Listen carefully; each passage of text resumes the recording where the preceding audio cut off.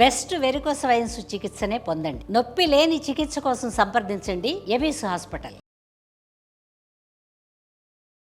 నమస్తే అమ్మా. నమస్తే అమ్మా. అమ్మ, మనకి మార్గశిర మాసంలో గురువారాలకి చాలా ప్రత్యేకమైన స్థానం. అవునమ్మా. లక్ష్మీదేవిని పూజిస్తాము.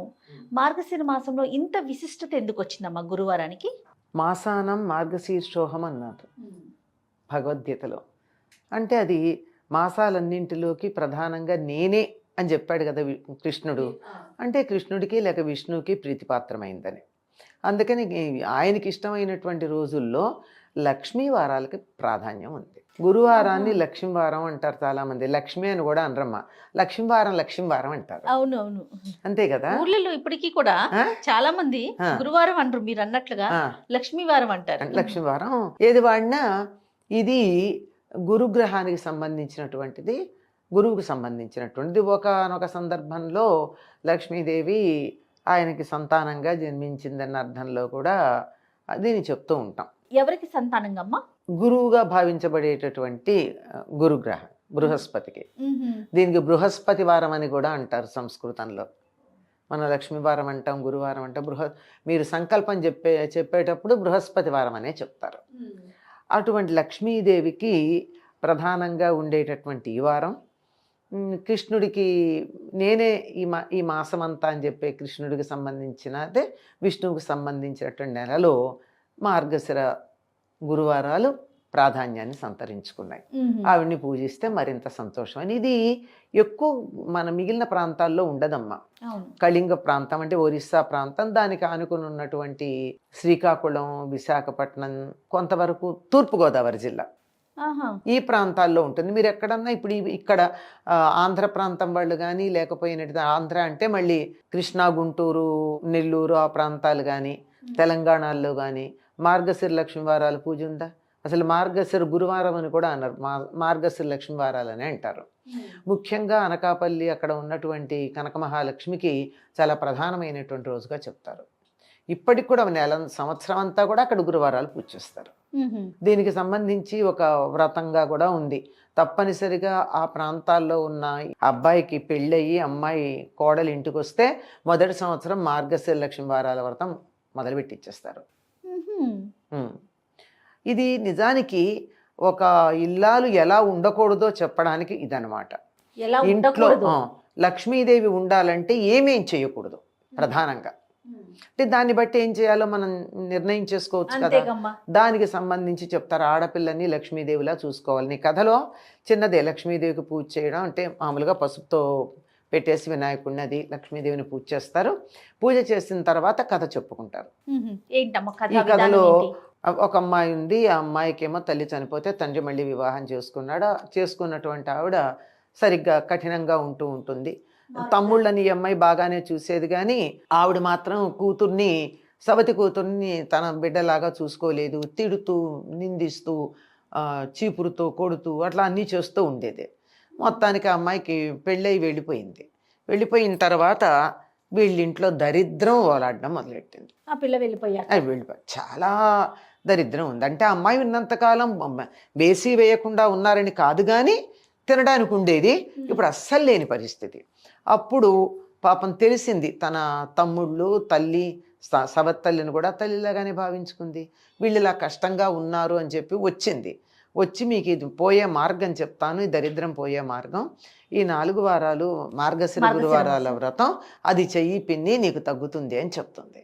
సరే, దాంట్లో నియమాలు ఏమిటంటే గురువారం నాడు తెల్లవారేటప్పటికల్లా ఇల్లు శుభ్రం చేసుకుని తాము శుభ్రంగా ఉండి జాగ్రత్తగా ఉండాలి, అమ్మవారిని పూజ చేసుకోవాలి, సాయంకాలం భోజనం చేయాలి. ఇది లెక్క. ఉపవాసం ఉండాలి, దానికి శుచిగా ఉండాలి.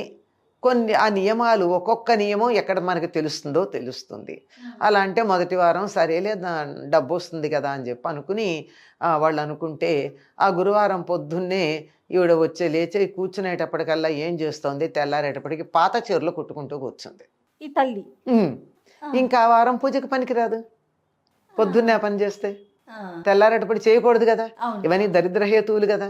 పాత చీరలు ఎప్పుడో అప్పుడు చిన్న చిన్న చిరుగులుంటే కుట్టుకోవాలి, కానీ పొద్దున్నే గురువారం పొద్దున ఇప్పటికి కూడా మన ఇళ్లలో శుక్రవారం, గురువారం పాత చీరలు కుట్టనీరు.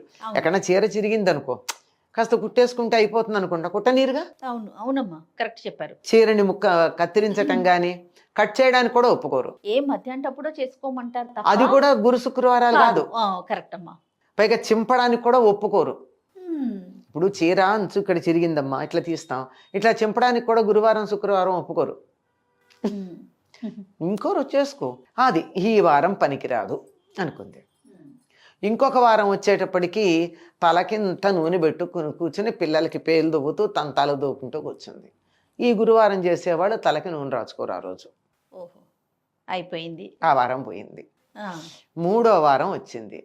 మూడో వారం వస్తే ఈవిడ చాలా జాగ్రత్తగా ఎన్ని రకాలుగా చేసినా తెల్లారేటప్పటికీ ఇల్లంతా పాచిళ్ళు పెట్టుకుని చికాకు పడుతూ కూర్చుంది. అది కుదరలా, పోయింది. నాలుగో వారం ఏం చేసింది ఈ అమ్మాయి, సవతి తల్లి ఏమీ తినకుండా కట్టడి చేసి అడ్డం కూర్చుంటే ఆ గుంటలో పెట్టింది. గుంటలో ఉంటే ఏవి తినకుండా ఉంటుందని కూతురు తల్లిని పెట్టింది. అంటే సంపద వస్తుందంటే కూతురు మాట వినడం మొదలు పెట్టింది. మరి లేకపోతే ఇవన్నీ ఎలా చేస్తుంది, తిండికి లేదు కదా. అంటే ఏం చేసింది, పిల్లలు అరటిపండు తిని తొక్క పడేస్తే ఆ తొక్క కింద దొరికింది, అది గబా తినేస్తుంది ఆకలి కాకలి. గుంటలో ఉండి కూడా అయిపోయిందా. అదృష్టవశాత్తు ఆ సంవత్సరం 5 గురువారాలు వచ్చాయి. 5 గురువారాలు వస్తే 5వ గురువారం ఇది కాదని చెప్పి ఆ గుంటలో పెట్టి పైన ఒకటి చెక్క వేసేసి దాని మీద కూర్చుంది కూతురు పైన, తల్లి లోపల. అట్లా కూర్చోబెట్టి మొత్తానికి ఆవిడ్ని ఉంచి సాయంకాలం దాకా ఏమీ తినకుండా ఉంచి అప్పుడు అమ్మవారికి పూజ చేయిస్తే ఆ పూజ ఫలంగా వాళ్ళకి ఇల్లంతా మళ్ళీ సంపదలతో వచ్చింది అని చెప్పారు. అంటే దీన్ని బట్టి ఏమిటి అర్థం చేయాలి, కొత్తగా ఇంటికి వచ్చిన ఆడపిల్ల పొద్దున్నే పాచి బట్టలు వేసి కూర్చోకూడదు, పాత బట్టలు చిరిగిపోయిన గట్లు కుట్టుకుంటూ కూర్చోకూడదు, ఇలాంటి పనులన్నీ తలకి నూనె చేయకూడదు, అవన్నీ చెప్పి పూజ చేసేదాకా కాస్త ఆహార నియమం ఉండాలి కదా. పిల్లలకు పెడుతూ స్నానం చేయకుండా చద్దనం తినడం ఏంటమ్మా. ఇవన్నీ చేస్తే వీటన్నిటికన్నా ప్రధానం ఏమిటో తెలుసా, మరింత వీళ్ళకి తిండి లేకపోవడానికి ఆడపిల్లని తిట్టి కొట్టింది కదా. అది ఎప్పుడైతే కూతురు మాట విందో అప్పుడు వీళ్ళకి సంపద వచ్చింది. ఇది మార్గశిర లక్ష్మీ వారానికి సంబంధించింది. దీనికి సంబంధించి అక్కడ ఎంత బాగా పాటిస్తారంటే ఈ నియమాన్ని, తెల్లవారుజామునే చన్నీళ్ళ స్నానం చేస్తారు. మామూలుగా అయితేనమ్మా మనం అందరం శుక్రవారం చేస్తూ ఉంటారు అందరూ తలంట్లు, కానీ అక్కడ మాత్రం గురువారాలు తలంటి పోసుకుంటారు. కానీ ఇప్పుడు మాత్రం స్నానం చేస్తారు. చల్లని నీళ్ళతో స్నానం చేయాలి, పూజ చేయాలి, ఉపవాసంగా ఉండాలి, తర్వాత ఎప్పుడో తినాలి. అంటే మధ్యలో కనీసం ఈ వ్రతం చేసేటటువంటి వాళ్ళు ఈ మధ్య మరి కాఫీ తాగుతున్నారేమో తెలియదు కానీ దూరకైతే అసలు ఏమి పాలు కూడా తాగేవాళ్ళు కాదట. అంత నియమంగా ఉండి కావాలంటే త్వరగా పూజ చేసుకోండి, ఏముందానికి.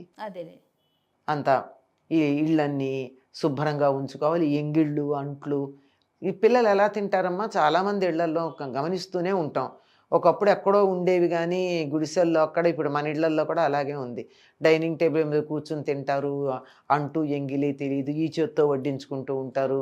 అన్నం వడ్డించుకున్న చేతి గరిట కంచానికి తగులుతూ ఉంటుంది. ఈ చెయ్యి కడుక్కోకుండానే కంచం పట్టుకుని తింటూ ఈ చెయ్యి కడుక్కోకుండానే ఇంకో పదార్థం వడ్డించుకుంటూ ఉంటారు. ఇట్లాంటివన్నీ ఉండి మాకు సంపదలు కావాలంటే ఎట్లా వస్తాయమ్మా.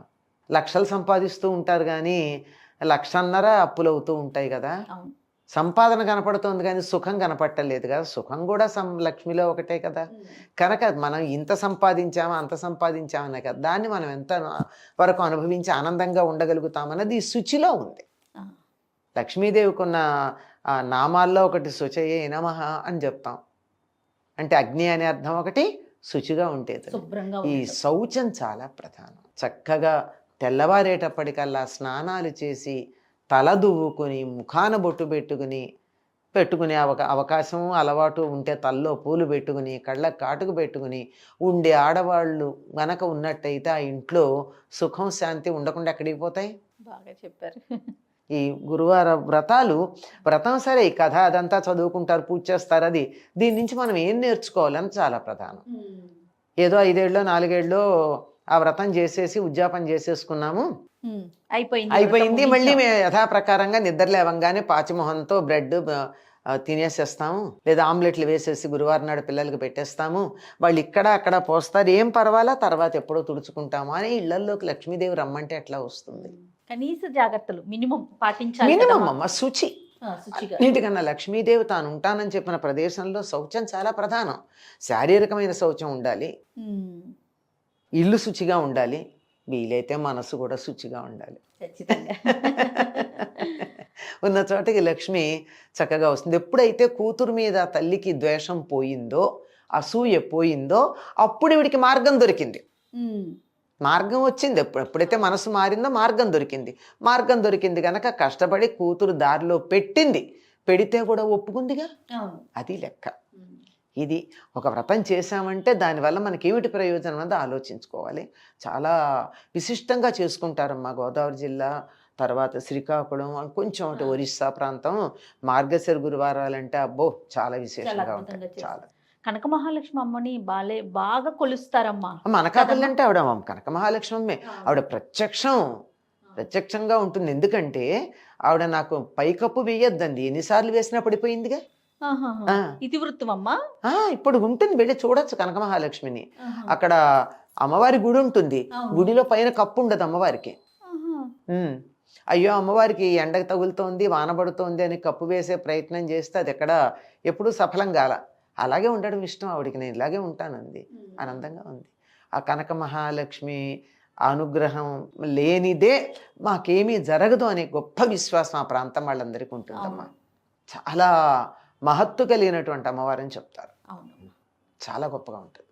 ఈ విధంగా మనం మార్గశిర గురువారాల్ని లక్ష్మీ వారంగా కూడా చెప్పుకుంటాము. అసలు మామూలుగా వ్రతం ఉన్న లక్ష్మీ వాళ్ళు వారం కూడా అంటారు. అవునవును. అసలు వాళ్ళు మార్గశిర గురువార వ్రతం అని చెప్పరమ్మా, ఆహా. మార్గశిర లక్ష్మీ వారం వ్రతం అనే అంటారు. ఓ. లక్ష్మీప్రదం. ఉమ్, లక్ష్మి అంటే డబ్బే కాదు, సుఖం, శాంతి, ఆనందం, సంతోషం, ఆరోగ్యం, ఉమ్. ఆయుర్దాయం, ఇవన్నీ లక్ష్ములే. ఇవన్నీ ఇస్తుంది అలా. అమ్మ తాంబూలం ఇచ్చుకోవటం అలా ఏమైనా చేస్తారా? ముత్తైదువులు పిలవడం ఈ ప్రత్యేకంగా ఏం వ్రతంలో లేదమ్మా, భాగంగా? ప్రత్యేకంగా ఏం లేదు. ఇవ్వచ్చు కదా. నేను లక్ష్మీదేవికి పూజ చేసుకున్నాను కనుక ఒక ముత్తైదుని లక్ష్మిగా భావించి ఇచ్చుకోవటం, ఇస్తే ఇస్తారు, కానీ ప్రత్యేకంగా ఉండదు. ఇప్పుడు కొన్ని ప్రాంతాల్లో విశేషంగా జరుపుకుంటారు మీరు అన్నట్టుగా, కొన్ని ప్రాంతాల్లో ఆ వ్రతం చేసుకునే విధానం ఉండకపోవచ్చు. హాయిగా మన మార్గశిర మాసం లక్ష్మీదేవికి ప్రీతిపాత్రం అవుతోంది కనుక అందరూ శుక్రవారం నాడు ఇల్లు కడుక్కుంటారు కదా, గురువారం నాడే కడుక్కుందాం. కడుక్కుని చక్కగా అమ్మవారికి లక్ష్మీదేవికి పూజ చేసుకుందాం, శుచిగా ఉందాం అన్నిటికన్నా ప్రధానం. అది చాలా శుచిగా ఆహార నియమాలు, శారీరక నియమాలు, పరిసరాలకు సంబంధించిన శుభ్రతలు ఇవి పాటిస్తే చాలు. చేత అయితే లక్ష్మీ అష్టోత్తరం చదువుకోండి, లక్ష్మీ సహస్రనామం చదువుకోండి, శ్రీ సూక్తంతో పూజా విధానం చేసుకోండి, కుంకుమార్చన చేయండి, చేసిన సంతోషం. నమస్తే. నమస్తే.